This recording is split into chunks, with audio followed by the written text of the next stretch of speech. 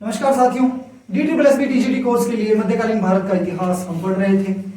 पिछली क्लास में अकबर स्टार्ट कर लिया था हमने। अकबर को स्टार्ट करने से पहले भूमिका हमने बड़ी बनाई थी कि भारत के अंदर स्पेशली मध्यकालीन भारत में अकबर से बड़ा कोई राजा हुआ नहीं। अब अकबर से बड़ा इस सेंस में बोल रहा हूं मैं कि मैं ज्योग्राफिकल गेन्स के लिए नहीं बोल रहा कि भौगोलिक दृष्टि से उसने साम्राज्य को बहुत विस्तार कर दिया, लेकिन किया उन्होंने ये कि कल्चरल अचीवमेंट्स ज्यादा थी, प्रशासनिक अचीवमेंट्स ज्यादा थी। मतलब शासन में थोड़ी सी एक समय के लिए एक तरह से कहा जाए कि राजा और प्रजा के बीच में कोई उतने ज्यादा अत्याचार वाला वैसा सिस्टम नहीं था, क्योंकि इससे पहले दिल्ली सल्तनत में हम देख रहे थे कि वहां पे आपको थोड़े से धर्मांध राजा देखने को मिले हमें। ये दिल्ली सल्तनत में स्पेशली मध्यकाल का जो शुरू का पार्ट था उसका एक हॉलमार्क था, उसकी एक पहचान थी उसकी। तो अब आज हम अकबर का सेकंड पार्ट करेंगे। बेसिकली कल हमने जो किया उसको जल्दी से रिवीजन करते हैं, क्विक रिवीजन। अकबर का आपको शुरुआत बताई थी लाइफ की, बचपन कहाँ से भी कहाँ वीरसाल, यहाँ पे अमरकोट का, माफ कीजिएगा, अमरकोट का राजा था वीरसाल, वहां पे उनके घर पे उनका जन्म हुआ। हुमायूं शरण लिए हुए थे। उसके बाद हुमायूं ईरान गए। अकबर का पालन पोषण वहीं हुआ राजपूतों के पास, जिसने उसके जीवन पे एक छाप छोड़ी। हुमायूं सब कुछ जीत के उधर से ईरान के शाह से हेल्प लेके डील करके सरहिंद मच्छीवाड़ा जीत के वापस आते हैं। जीतने के बाद अकबर को उन्होंने सबसे पहले तो एक तरह से अपना उत्तराधिकारी नियुक्त किया, युवराज डिक्लेयर कर दिया।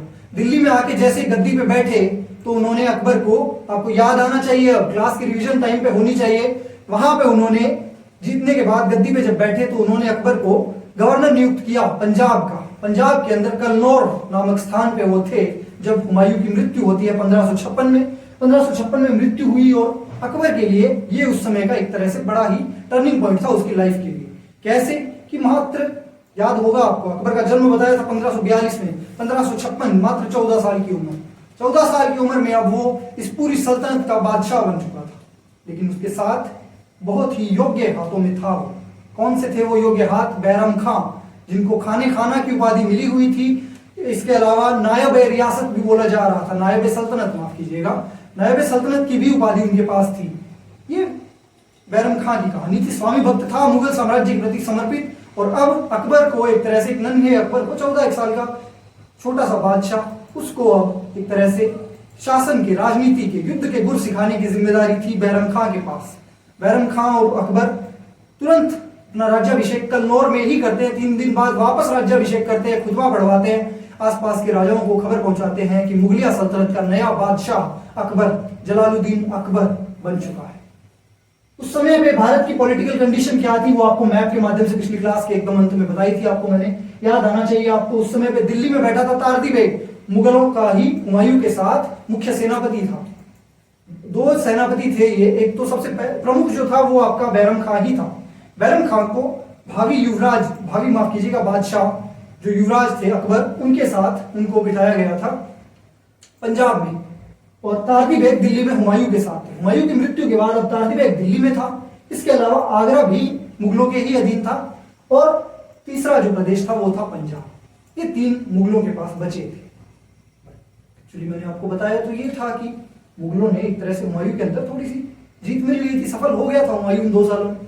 सफल तो हुआ था, लेकिन वो जो प्रदेश उसने जीते वो अपने मिर्जा बंधुओं को दिए हुए थे, या फिर कई और छोटे राज्य थे जिन्होंने इनकी दास्ता स्वीकार की हुई थी।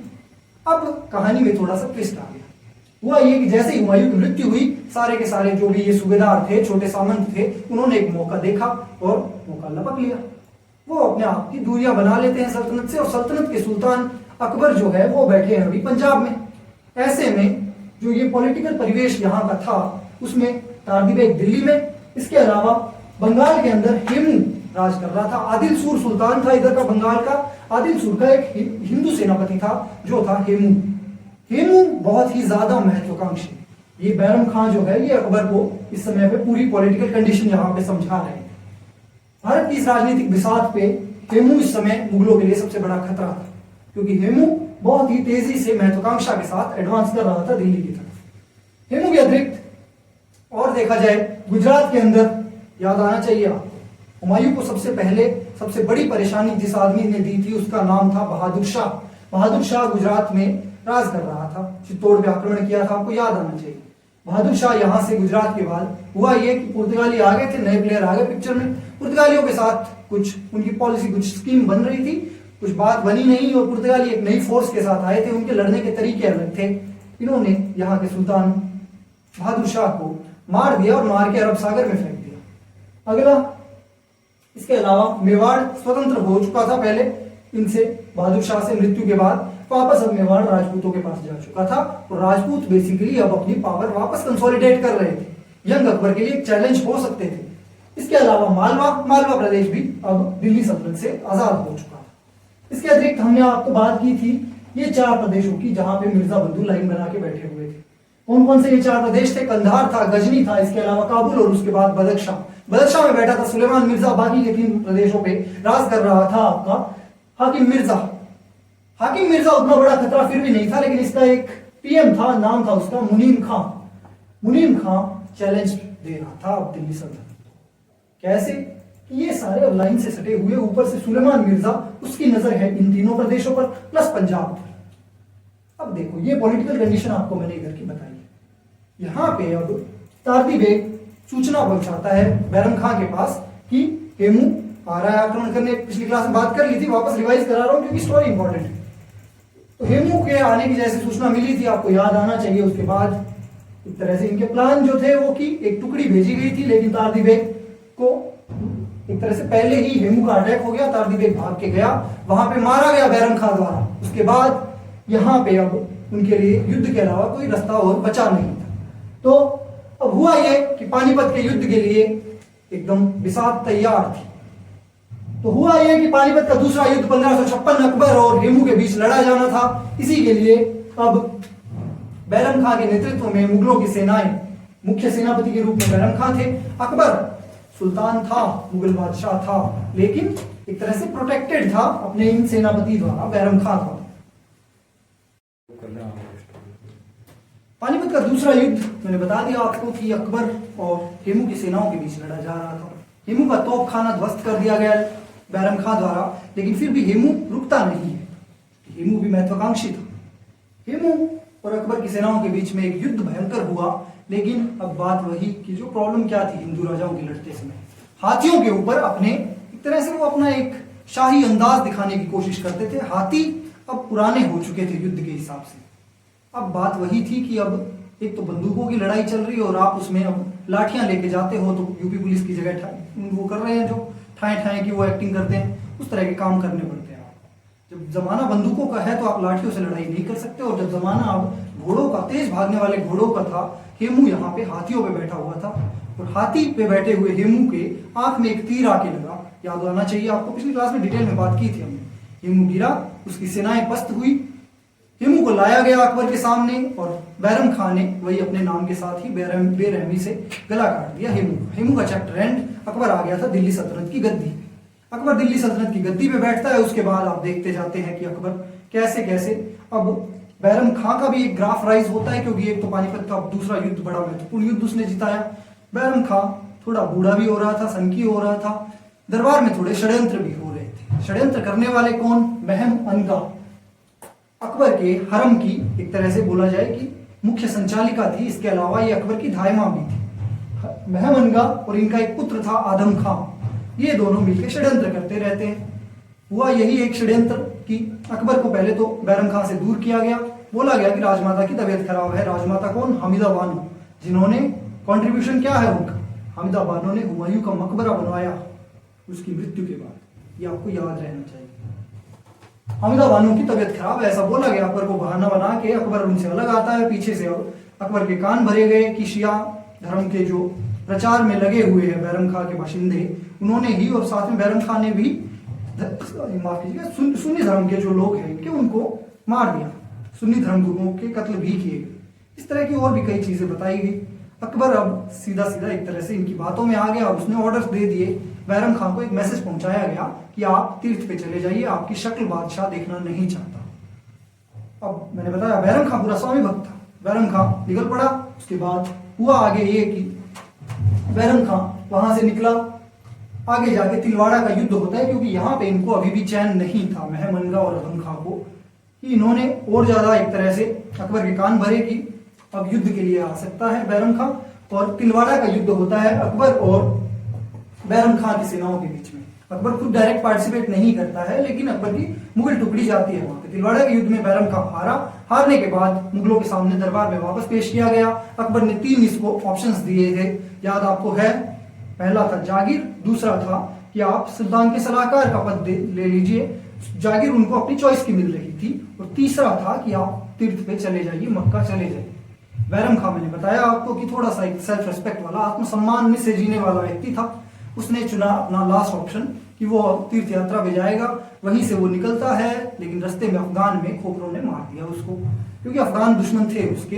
अफगानों को हटा के ही तो हुमायूं ने गद्दी ली थी, और उसके अंदर मुख्य सूत्रधार उन लड़ाइयों का था बैरम खां। दुश्मन बहुत थे, ऐसे किसी दुश्मन ने मार दिया। बैरम खां का चैप्टर एंड। बैरम खां की वाइफ थी एक सलीमा, और बेटा था रहीम। रहीम अकबर के दरबार में बैठता है, क्योंकि अकबर को जैसे ही बैरम खां की मृत्यु होती है, तब अकबर को अपनी हिंदी मूवीज की तरह रियलाइजेशन हो जाता है कि उसने गलत किया। रहीम को खाना की उपाधि थी। उसके बाद रहीम जो थे वो अकबर के एक तरह से गोद लिए हुए पुत्र के रूप में जाने गए, और बाद में अकबर के नवरत्नों में भी शामिल थे। रहीम जी अकबर द्वारा कई अभियानों में भी भेजे गए। उसके अंदर राजस्थान में एक अभियान तो प्रताप के विरुद्ध भी भेजा था, तो वो आप राजस्थान की हिस्ट्री में डिटेल में देखोगे। यहाँ पे अपन वापस मुद्दे पे आते हैं। अब ये तो आपने देख लिया कि बैरम खां काम, ये जो हरम का रोल था, महमनगा और हरम का जो रोल था, उसको बोला गया हरम का प्रभाव, कि इनकी बातों में अकबर आ गया था और अपने सबसे विश्वस्त, सबसे योग्य सेनापति बैरम खां के खिलाफ युद्ध छेड़ दिया। इस तरह की चीजें हुई है। अकबर वास्तव में यहाँ पे अपने दिमाग से सोच नहीं रहा था। हरम का प्रभाव खत्म कैसे हुआ? वो ऐसे हुआ कि अब वही था कि इनके पाप का घड़ा भर गया। आदम खां अपनी माँ के साथ अब और षड्यंत्र करने में लगा था, और अकबर के प्रधानमंत्री थे अतका खां। बड़ा ही एक तरह से बोला जाता है नेक दिल इंसान था, ऑनेस्ट था, और आदम खां के हाथों मारा गया। आदम खां ने जब उस प्रधानमंत्री को मार दिया, अतका खां को, तो उसको पता था कि ये शिकायत जो है अकबर तक पहुंचेगी, ये खबर अकबर तक पहुंचनी ही है। तो वापस इंफॉर्मेशन गई। अकबर, उसको पता था कि अब उसको छोड़ने नहीं वाला, तो या तो अब ये बचेगा या अकबर बचे। तो ये अकबर को भी मारने दौड़ा था आदम खां, लेकिन अकबर ने, मैंने आपको बताया था कि वहां पे इसको इतिहासकार लिख देते हैं कि अकबर बड़ा बलशाली था, उसने मुक्का मार दिया, गिरा दिया, इस तरह की बातें। पर जो भी हुआ हो, आदम खां को पकड़ लिया गया सैनिकों द्वारा। एक कॉमेडी सी हुई थी वहां पे कि आदम खां को महल की छत से नीचे फेंका गया। पहली बार में मरा नहीं, दूसरी बार में वापस फेंका तो मारा। इस बार आदम खां का चैप्टर एंड। अकबर हरम के प्रभाव से मुक्त। अब अकबर प्रॉपरली अपनी योजनाएं चलाएगा। अकबर अब बड़ा भी हो गया है, और ये हमारा अब आज का आगे का प्रोसेस होने वाला है। क्यों मैंने इतना टाइम वापस लगाया? क्योंकि ये लेक्चर कनेक्ट करना जरूरी है। अकबर आपके मध्यकालीन भारतीय इतिहास का सबसे इंपॉर्टेंट टॉपिक है। ये आपको कोई एक एग्जाम के लिए मैं नहीं बोल रहा, बल्कि आप इतिहास पढ़ रहे हो, विद्यार्थी हो इतिहास के, तो भी अकबर के बारे में पूरा डिटेल में जानना जरूरी है। आते हैं आगे। आज आप अकबर के विजयी अभियानों की बात करेंगे।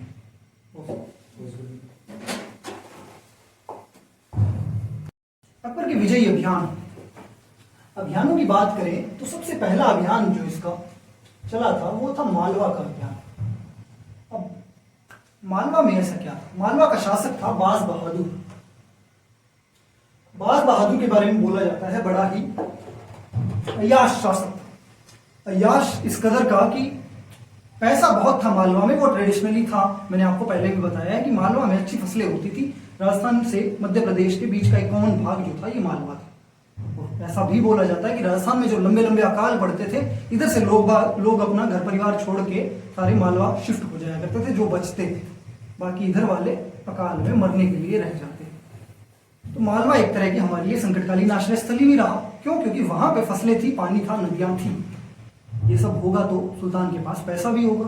तो बाज बहादुर, पैसा था, अय्याशी भी करनी थी, तो बाज बहादुर जनता पे अत्याचार कर रहा था। साथ में जो पैसा था, जो एक इंपॉर्टेंट प्रदेश था, कोई भी दिल्ली सल्तनत में शासक देखेगा ही, अकबर गधा नहीं था कि वो इतनी बढ़िया अपॉर्चुनिटी मिस कर दे।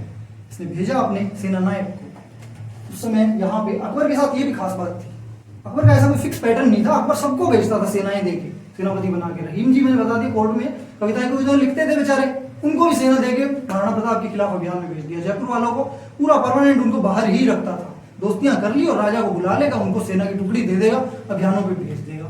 तो अकबर सबको ऐसे ही बिजी रखता था। किसी को अफगानिस्तान भेज दिया, किसी को नीचे साउथ में भेज दिया, किसी को इधर मालवा जैसी जगह भेज दिया। मालवा उसके शासन की शुरुआत के कुछ अभियान थे, उन्हीं में से था यहाँ पे भेजा गया था आदम खां को। और ये आदम खां कौन, जो आपको जस्ट अभी बताया हमने, क्योंकि क्रोनोलॉजिकल नहीं चल रहा है ये। आदम खां मरने से पहले आदम खां ने कुछ और प्रॉब्लम्स क्रिएट की थी, अकबर भी गुस्सा था आदम खां से। तो आदम खां, वही आदम खां, अब यहाँ पे आके बाज बहादुर को हरा दिया, सेना की टुकड़ी भी बड़ी थी इसके पास।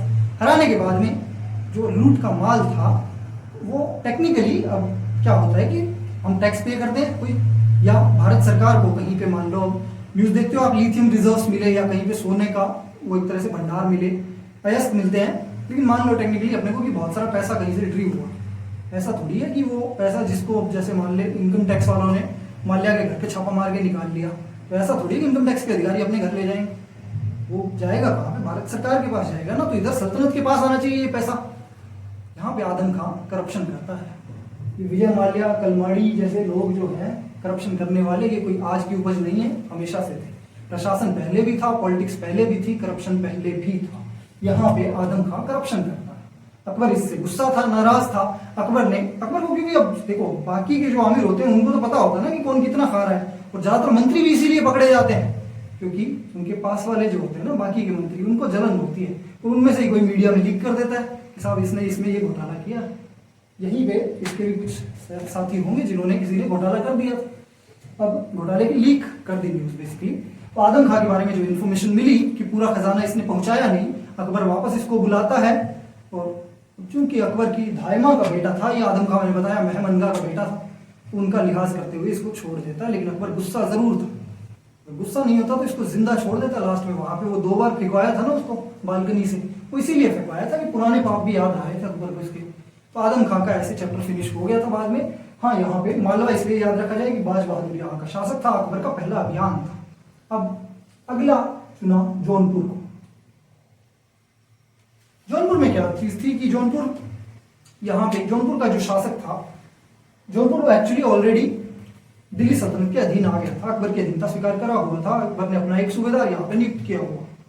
लेकिन अब हो ये गया, बंगाल में आपको याद होगा मैंने बताया आदिल सूर था, वहां का अटैक हुआ जौनपुर पे। जौनपुर पे अटैक के समय यहाँ पे, अब यहाँ का जो सूबेदार था, मुगल सूबेदार, उसने उस अटैक को विफल कर दिया। उसके बेचारे की सफलता जो थी वो थोड़ी सी दिमाग पे चढ़ गई, अहंकार आ गया। उसने सोचा कि मैं तो अब जब बंगाल को हरा देता हूँ तो मेरे को मुगल सल्तनत के अधीन रहने की क्या पड़ी है। वो मुगल सल्तनत से स्वतंत्रता की घोषणा कर देता है। अकबर खुद इस अभियान पे आया, आके जौनपुर में फिर से शांति स्थापित की, मुगल प्रशासन वापस स्थापित किया, और जौनपुर को उन्होंने स्टेबलाइज किया, जो दिल्ली सल्तनत से मुगल सल्तनत के हाथों से जा सकता था। जौनपुर के बाद एक इंपॉर्टेंट चीज अकबर की हुई। एक चीज होती है, जब आप ज्यादा उड़ने लगते हो तो घर वाले शादी करवा देते हैं आपकी। पहले बोला था शायद आपको किसी क्लास में, ज्यादा पंख आ जाते हैं तो घर वाले शादी करा देते हैं। अकबर को भी, अब माता तो जिंदा थी, शादी का प्रेशर भी था, अकबर ने शादी को भी एक तरह की बढ़िया पॉलिटिक्स बना दिया। और ये अब आपको याद आएगा, हुमायूं के पास में चल के एक अपॉर्चुनिटी आई थी राजपूतों के साथ संबंध स्थापित करने की। कर्मावती ने राखी भेजी थी, हुमायूं टाइम पे पहुंचा नहीं, और जब पहुंच भी रहा था तो बीच में धर्म की बातों में आ गया, जब उसको बहादुर शाह ने एक पत्र लिख दिया था कि अपने स्वधर्मी भाई पर एक काफिर के कहने पे हमला करोगे क्या। अकबर आगे बढ़ के हिंदू मुस्लिम एकता स्थापित करता है। कैसे? शादी के माध्यम से विवाह संबंध स्थापित करता है। विवाह संबंध सबसे पहले कौन से हिंदुओं से स्थापित किए थे? आमेर के कछवाहों के साथ। राजा भारमल की बेटी थी, जिनको मूवी में नाम जोधाबाई बता दिया है, लेकिन एक्चुअल उनका नाम था हरखूबाई। तो जोधाबाई उन्होंने बता दिया है कि अब आपको हरखू अकबर मूवी का नाम होगा, कोई देखने थोड़ी जाएगा। जोधा अकबर होगा, छोटा स्वीट सा शॉर्ट सा नेम होगा, मैं यहाँ आप देखने जाएंगे। वो उनकी मूवी के हिसाब से उन्होंने नाम रख दिया, क्योंकि उनको क्या फर्क पड़ता है कि इतिहास में कुछ भी हो, मेरे आपके 2 नंबर कट जाए, उनको कुछ फर्क नहीं पड़ता उसको। तो आशुतोष गोवारिकर ही था शायद उसका डायरेक्टर, तो उसको कुछ फर्क नहीं पड़ता मेरे आपके 2 नंबरों से। तो ये नाम याद रखना है कि भारमल की बेटी का नाम हरखूबाई था, आमेर वालों के साथ, जिनके साथ विवाह संबंध स्थापित किए अकबर। विवाह संबंध स्थापित हुए, और ये वाले जो थे, अब ये अकबर की एक तरह से बोला जाए कि मुगलों की, अकबर के या उसके बाद आने वाले शासकों में जो भी सफलताएं थी ना, विजयी अभियान थे, तो राजपूतों के कंधे पे बंदूक रख के चलाए गए। कैसे? राजपूत इनके लिए पूरी एक तरह से बोला जाए लॉयल्टी से लड़े, वफादारी से। और बात वो थी कि अकबर ने भी वो वफादारी का जवाब वफादारी से दिया। इनको पूरा अपने दरबार में इज्जत मिलती थी, इंपॉर्टेंट पद मिलते थे। अकबर की धार्मिक नीति आप देखोगे, अकबर राजपूतों के प्रति बहुत ज्यादा उदार, उनको साथ लेके चलने वाला था। ये अकबर की कहानी थी। यहाँ पे हमने देख लिया रखू भाई के साथ ये हो गई, विवाह हो गया। और उसके बाद पुत्र जहांगीर, जानते हैं आप, सलीम बोला गया जिसको, शेखू बाबा बोला करता था अकबर इसको, वो भी बड़ा प्यारा था और आगे अकबर का एक तरह से बोला जाता है कि उत्तराधिकारी बना। उसकी भी स्टोरी आपको और आगे बताऊंगा। अगला टॉपिक अपना इनफैक्ट जहांगीर ही है। विवाह के बाद मेड़ता, मेड़ता का राठौड़ों के पास था। जयमल राठौड़ यहाँ का शासक था। मेड़ता का दुर्ग बड़ा इंपॉर्टेंट था। अकबर ने जाके घेरा डाला जयमल राठौड़ यहाँ से। एक तरह से जब युद्ध हारता हुआ दिखा तो वो निकल के इधर से जाके मेवाड़ के पास शरण लेता है। ये जयमल राठौड़ जिंदा है। मेड़ता जीत गए मुगल। उसके बाद गोंडवाना, यहाँ की रानी थी दुर्गावती, संरक्षिका रानी थी अपने 11 साल के पुत्र की संरक्षिका के तौर पे। बेसिकली गोंडवाना का दुर्ग इंपॉर्टेंट था और वो दुर्ग दुर्गावती के अधीन था। अब दुर्गावती महिला शासक थी। अकबर पे ये आरोप कई बार लगते हैं कि उन्होंने महिला डिस्काउंट दिया नहीं उनको, विमेन कार्ड खेला जाता है। ये चीज थोड़े से एक तरह से बोला जाता है कि अकबर की आलोचना की जाती है। लेकिन आप एक बात समझो, चीज ये है कि अकबर एक शासक की तरह उस समय सोच रहा था। दुर्गावती अब एक महत्वपूर्ण किरदार इधर निभाती है। दुर्गावती के एक तरह से बोला जाए उसकी सामर्थ्य, उसके साहस पे कोई सवाल उठाने का कहीं कोई सेंस नहीं बनता। अकबर की जो ये अप्रोच थी इस पे भी नहीं उठनी चाहिए, क्योंकि चीज ये है कि अकबर एक शासक था, उसको विस्तार करना था। दौर ऐसा था कि उस समय पे जिसने जितना विस्तार किया वो उतना सफल हुआ। अकबर को वो करना था। और दुर्गावती नॉर्मल एक तरह से ऐसा बोला जाए कि अपनी अधीनता स्वीकार नहीं की इन्होंने मुगलों की, इसके लिए दुर्गावती को जाना चाहिए। और दुर्गावती के लिए इसीलिए एक तरह से प्रशंसा के गीत गाए भी जाते हैं। मध्यकालीन भारत के इतिहास में सबसे महत्वपूर्ण, सबसे साहसी राजपूतानियों में से दुर्गावती का नाम लिया जाता है। अब गोंडवाना के बाद गोंडवाना का दुर्ग भी अकबर जीत गया। ये अकबर के विजयी अभियान आप देख रहे हो कि अकबर सफल हो रहा है वो, और अभियानों पे भेज रहा था। मैंने बताया कि वो खुद नहीं जाता था। अकबर की ये बड़ी एकदम एक तरह से बोला जाए कि ये दिल्ली की ओर यहाँ के शासक जो थे, ये मतलब एक तरह से कैप्टन जो होता है ना, वो अपने रिसोर्सेज सारे यूज करता है। ऐसे नहीं कि युद्ध में आगे आके खुद मर जाए, क्योंकि जब आपका लीडर मर जाता है तो आपका युद्ध वहीं पे खत्म।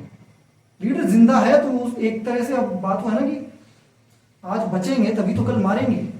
लीडर जिंदा रहेगा तो आपका संघर्ष जिंदा रहेगा। ये चीज होती है। तो यहाँ पे अकबर अपने सारे रिसोर्सेज का भली भांति एकदम बढ़िया यूज करता है। गोंडवाना जीत लिया। उसके बाद अकबर जो है नागौर का एक तरह से बोला जाए कि अकबर, आपको याद होगा कि मैंने बताया कि थोड़ा सा धर्म के प्रति थोड़ा उदार था। ये उदारता उसमें आई थी, राजपूतों के साथ रहा था। एक उसके सूफी धर्म गुरु हुआ करते थे। सूफिज्म क्या है, पहले थोड़ी सी बात हमने की। इस्लाम के अंदर एक तरह से थोड़ा सा उदारवाद आ रहा था, लिबर्टी आ रही थी। संगीत के माध्यम से अपने ईश्वर को रिझाने के कोशिशें की जा रही थी। वो था सूफीवाद। सूफी धर्म गुरु ख्वाजा मोइनुद्दीन चिश्ती का भक्त था अकबर। पहले आपको एक और बताया था, हजरत निजामुद्दीन, याद आना चाहिए, निजामुद्दीन औलिया। पीछे दिल्ली दुरस्त, गयासुद्दीन तुगलक की मृत्यु हुई थी, वो टॉपिक डिटेल में करवाया था। वो वहां पे आप जाके वापस रेफर कर सकते हो। अभी वापस आते हैं। सूफी धर्मगुरु थे, तो उनके लिए एक तरह से जियारत के लिए अकबर जाया करता था अजमेर। रास्ते में आते टाइम नागौर चला गया। नागौर में एक पड़ाव डाला। नागौर में एक मीटिंग फिक्स की। आसपास के सारे राजपूत राजाओं को बुलाया गया और बुला के उनको एक तरह से एक ऑफर दिया गया अब कि या तो आप अब अकबर के साथ हो या अकबर के खिलाफ। सामने बिठा के, अब कई राजा ऐसे थे अभी भी राजपुताने के कि जो डायरेक्टली अकबर का कॉन्फ्रंटेशन करना नहीं चाहते थे, लेकिन वो अधीनता भी स्वीकार नहीं कर रहे थे। अब जब अकबर ने ये कार्ड खेल दिया ना कि बादशाह को उसके दरबार के अंदर आप सामने खड़े होके कोई राजा कैसे बोलते कि मैं आपके साथ नहीं, तो ज्यादातर राजपुताने की राजा अब अकबर के साथ आ गए थे। क्योंकि अकबर ने बुलाई तो वो मीटिंग थी अकाल पे मीटिंग करने के लिए कि अकाल पड़ा हुआ है, राजस्थान में सूखा पड़ा हुआ है। और जैसे मोदी जी बुलाते हैं अपनी कोविड के टाइम पे मीटिंग लिया करते थे सारे चीफ मिनिस्टर्स की, उसी तरह से यहाँ पे सूबे के जितने ये बड़े बड़े राजपूत राजा थे सबको बुलाया गया। लेकिन यहाँ पे गेम खेल दिया। यहाँ पे गेम खेल दिया कि उन्होंने बोल दिया कि या तो तुम मेरे साथ हो या मेरे दुश्मन।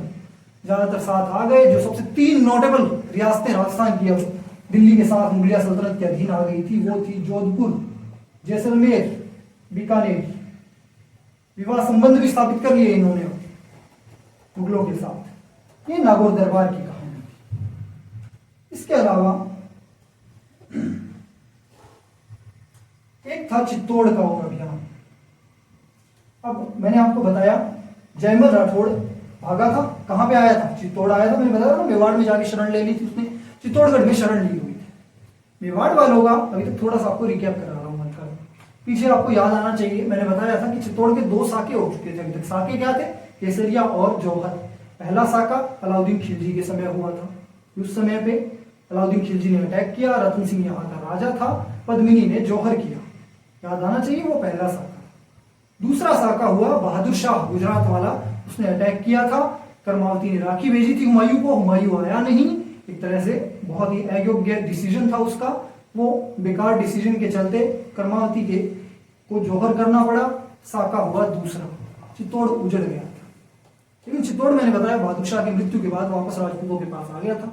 इस बार चित्तौड़ में एक योजना बनी इनकी, इनको भी समझ आ गया कि मुगलों वाली जो एक तरह से ये पॉलिसी थी ना कि राजा खुद युद्ध में मरेगा नहीं, क्योंकि राजा मरता है और उसका संघर्ष खत्म हो जाता है। आप अपनी इनकी स्ट्रेटजी क्या चल रही थी साके के अंदर?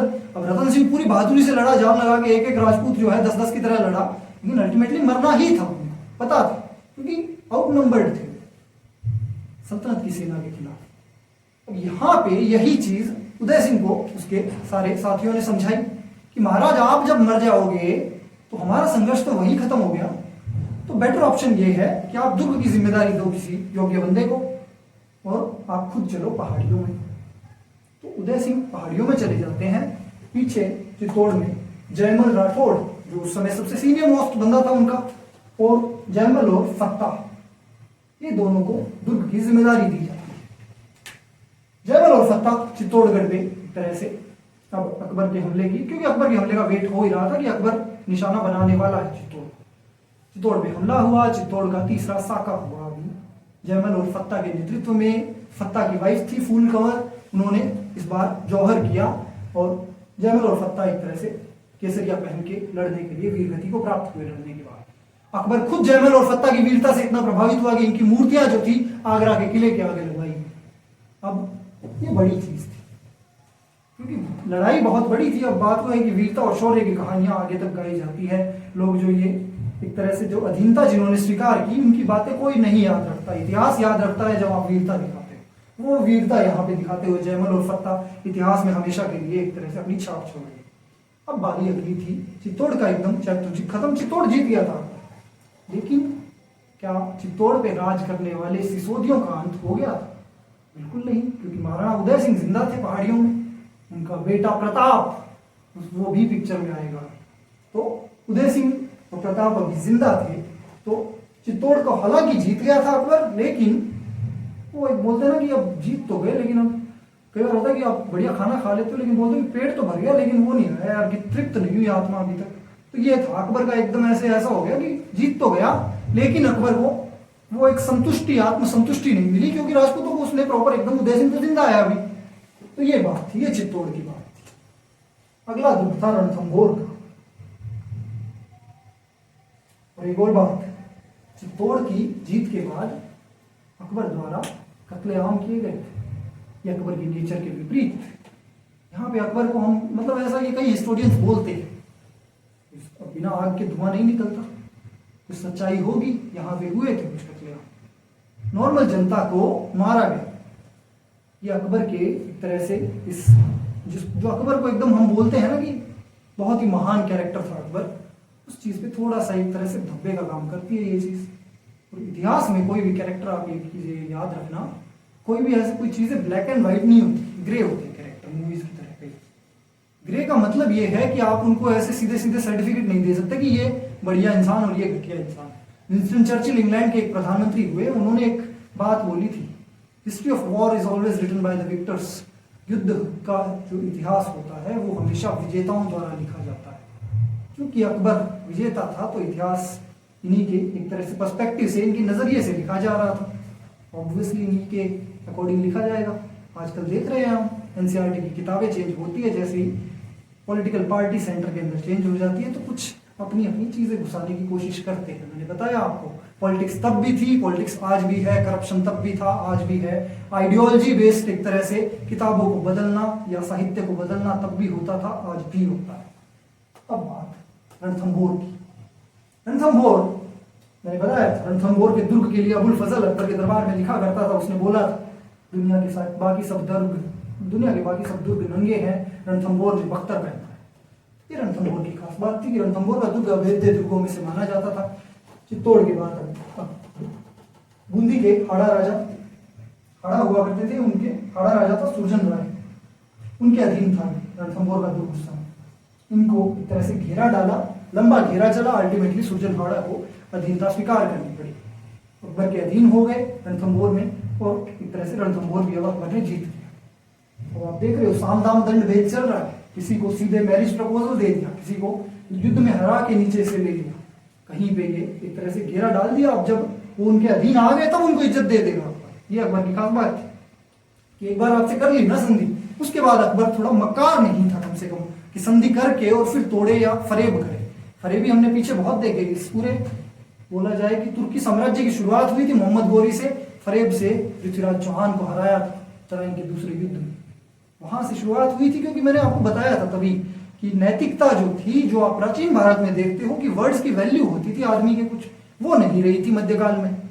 यहाँ पे अकबर वापस अपनी एक राजा की बात की वैल्यू को वापस स्थापित कर रहा है। जो रणथंभौर के राजा उसके अधीन आए उनको फुल इज्जत दी गई। अब आगे ये हो गया आपका अकबर के मुख्य अभियान। जब चित्तौड़ और रणथंभौर को इतना अच्छे से जीत लिया तो एक और जो अवैध दुर्गों में से था कलिंजर का दुर्ग, पीछे आपको याद होना चाहिए मोहम्मद बिन तुगलक के समय में बात की थी हमने कलिंजर के दुर्ग की। इसके अलावा हुमायूं के टाइम पे बात की थी, शेरशाह सूरी के टाइम पे बात की थी। कलिंजर का दुर्ग इंपॉर्टेंट था। यहाँ पे अकबर का इतना जो ये ट्रैक रिकॉर्ड था, इसको देख के कलिंजर के जो शासक थे उन्होंने खुद से मुगलों की अधीनता स्वीकार कर। फिर अब एक के बाद अब वही था कि होता डोमिनोज इफेक्ट, ताश के पत्ते अब बराबर लगा दो, 1 2 3 गिरते हैं, बाकी के सारे धीरे धीरे गिरने लग जाते हैं। यहाँ पे अभी डोमिनोज इफेक्ट हो रहा था कि अब ये सारे लोग लाइन से जा रहे थे, अब कलिंजर आ गया, उसके बाद बंगाल ने अधीनता स्वीकार कर ली, फिर धीरे धीरे बिहार वालों ने भी कर ली, और अब भारत के एटलीस्ट उत्तर पार्ट पे, नॉर्दर्न पार्ट पे अकबर एक छत्र साम्राज्य, मुगल साम्राज्य स्थापित कर रहा था। अकबर को इतनी सफलता मिलने की वजह क्या थी? अलाउद्दीन खिलजी को सफलता मिली थी, आपको फिर बाद में डिटेल में उसका प्रशासन दिखाया था, उसके सैन्य सुधार दिखाए थे, अकबर के भी देखने पड़ेंगे। अकबर के इसके अलावा कुछ कल्चरल अचीवमेंट्स भी थे, वो भी देखेंगे, लेकिन वो हम अगली क्लास में देखेंगे। आज की क्लास में हमने बेसिकली एक चीज पूरी की है, वो है अकबर के सारे अभियान। अकबर के अभियानों को कंप्लीट करने के बाद हम लोग अब कल अकबर की एक और क्लास कराएंगे। अकबर को 3 क्लास में कंप्लीट कर रहे हैं। कल की क्लास में हम अकबर के प्रशासनिक सुधारों की बात करेंगे, अकबर की कल्चरल अचीवमेंट्स प्लस जो एक तरह से स्थापत्य कला में अकबर के समय की देन थी वो उनकी बात करेंगे। उसके बाद जहांगीर, और उसके बाद आप देखोगे कि शाहजहां और फिर औरंगजेब। इसके साथ मुगलों को खत्म करेंगे, मध्यकालीन भारत का इतिहास हमारा खत्म हो जाएगा। ओके, आपको जो लेक्चर का जो भी इसका फीडबैक हो वो आप कमेंट सेक्शन में हमें बता सकते हैं। अगर अच्छा लग रहा हो तो लाइक जरूर करें, अपने दोस्तों के साथ शेयर करें। Thank you very much.